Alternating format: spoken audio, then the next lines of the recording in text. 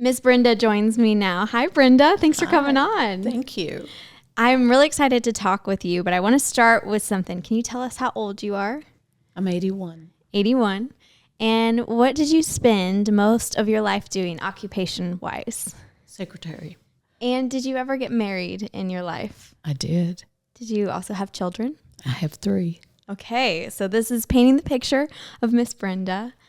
You were a secretary. How long were you secretary for? All total, probably about 10, 15 years. Did you enjoy that work? Was that I something you did. wanted to do? Mm-hmm. Okay. Yeah. Did you learn a lot about dynamics in the workplace when you were a secretary? I imagine you see a lot of things. Yes, I guess I did. I didn't think of it at the time that way, but I think I did. Did you ever want to do anything besides that, or was that just it and then you decided to do something else? That and just have my family. So were you a stay-at-home mom also? I was. Okay. Until my children got up in, later in school to take care of themselves. And then I went to part-time, but it was just across the street. And I worked 4 hours. So I was there when they left to go to school, and I was home when they got home. Being a stay-at-home mom, was that something that was always the goal for you? Yes. And you look back at your life and that was something you were really happy you did, or do you have regrets with that at all? No, I'm glad I was there. My children seemed to enjoy knowing the fact that Mama was going to be home when they come home. What did you learn in that experience of being a stay-at-home mom? Maybe it was something about yourself. Maybe it was about having kids, or some wisdom to share with people who are trying to decide on their own journeys. I'm not sure it's the right thing for everyone. I think everyone's different. But for me, I was happy. My mother was that way, so I guess I took after my mom. But I was happy being at home. I was content. How long were you and your husband married for? We will celebrate our 59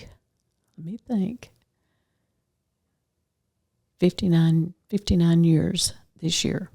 Wow. What's the secret to that? That's 59 years together as one person. Compromise. And don't hold a grudge. Was there a lot of moments where you're like, I could hold this against you? Yeah. But it wasn't worth it. That's fair. How did you guys meet? Were you high school sweethearts? No, I was working when we met through mutual friends. When you were a secretary? Mm-hmm. Wow. Yeah, was he somebody higher up or somebody that came in? No, he was in the Air Force. He had come in on leave, and I met him at Christmas time. Wow. So being a military spouse, was he... He was about ready to get out. This was in December, and he was discharged in August. Okay. So we didn't get married till after he got out of the service. Wow. Was he gone at all when you guys had initially first met? He'd just come in for Christmas break when we met, and then he had to go back. He was stationed in Thule, Greenland. And then when he came back, how quickly was it? You said you guys decided to get married that next year. Did you have a lot of letters sent to each other? Oh, yeah, we wrote letters and phone calls. He spent most of his money making long-distance phone calls. Okay. We were very in love then. Yeah. It was very exciting. What do you feel like that love looks like today? Because after that many years together, a lot of life happens. I think too many people go into it with the expectation it's going to be perfect. And if it's not, they can get a divorce and get out of it. But I was in it for the long. And it wasn't perfect, but we learned to compromise. And today, is he still with you? He's in a nursing home. Okay, so how does that work? Because I know you are one of the members who comes in for the community programs, and he's at a nursing home. So what does that look like today for you guys?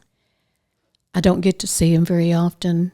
He has Parkinson's and dementia, and he's in the stage of his dementia that most of the time he doesn't know me. He's living in the past. He's still in the service.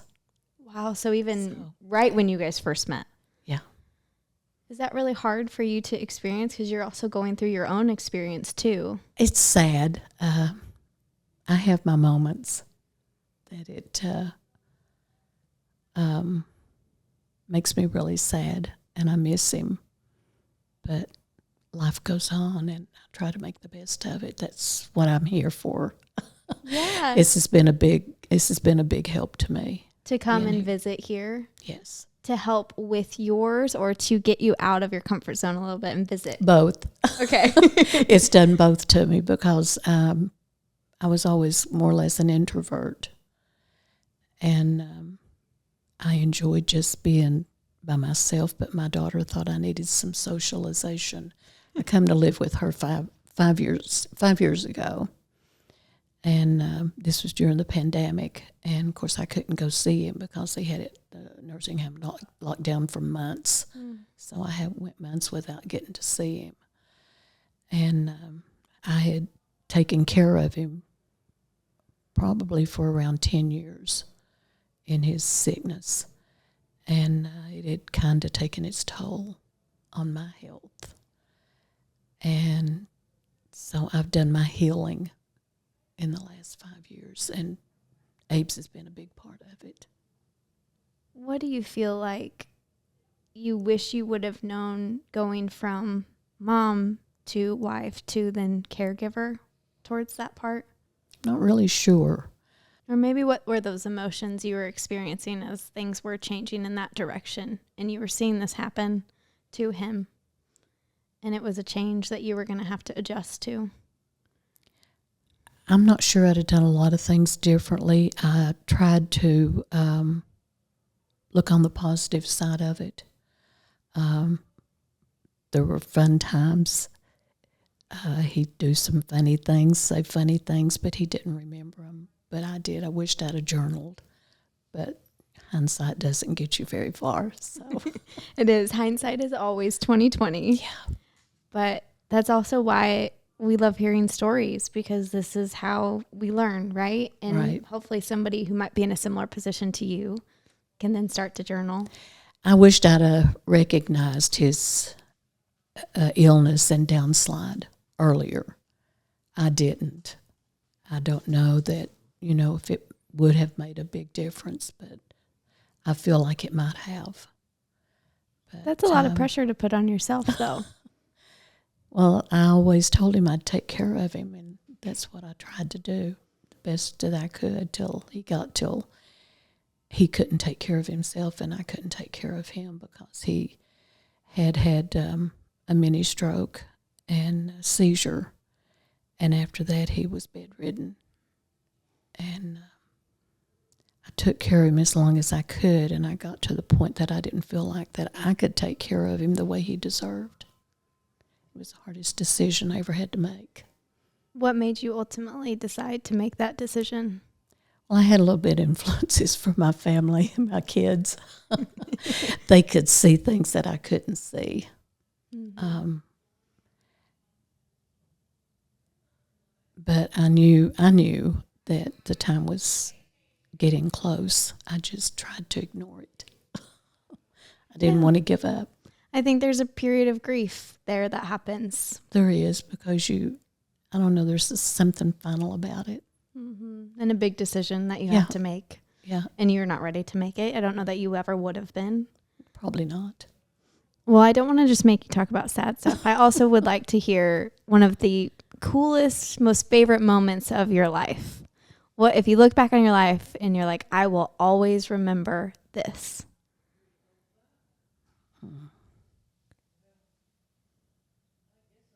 I think the birth of my children. Any children in particular, or the very first one, or just all of them? All of them. They were all so different. Yeah. And my youngest was born prematurely. He was in the hospital for 72 days. And he couldn't make a sound when I brought him home, so I had to transport him by my side everywhere I went. He was a challenge. But now he's a healthy young man. I call him young. Makes me feel better. Hey, you can call him whatever you want, whatever makes you feel better. But I think it was the birth of our children, because we were both extremely happy when we found out I was pregnant. That's probably a cool memory to look back on, and you think about that moment, especially the first one. I love being pregnant. I just got cheated out of a lot of them because I went in labor early. Oh, you got cheated after 9 months? I don't think most I didn't go 9 months. Really? No. On all of them, or just? Well, Brenda, my daughter, the oldest one, was 3 weeks premature, and I was still working.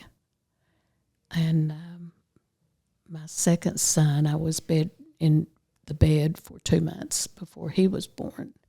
And my third one comes so fast that he was probably 2.5, 3 months premature. So he was in the hospital for 72 days. Wow. But all healthy now. Yes. Thank the Lord. It probably didn't feel like that when it was happening. No, I was terrified. Understandably so. When you look back at all these moments too, is there any regrets that you have, or things that you wish you would have done that you didn't do? I'm not really sure about that one. That's something that I don't think a lot about, but It sounds to me like you don't have a lot, and I think that's a pretty good thing. It sounds like you did a lot of things that you wanted to do. I think I did, looking back. I love that. Well, I like to end on a little piece of advice or motivation or inspiration. Is there anything that you can think of that you would love to share and make sure maybe other people your age or younger people as they're getting older need to hear? Take it one day at a time and enjoy your day. It's a very important reminder. We're not guaranteed tomorrow, so enjoy your day. Thank you for sharing your life with us and your story, and it was really good getting to talk to you. It's nice talking with you.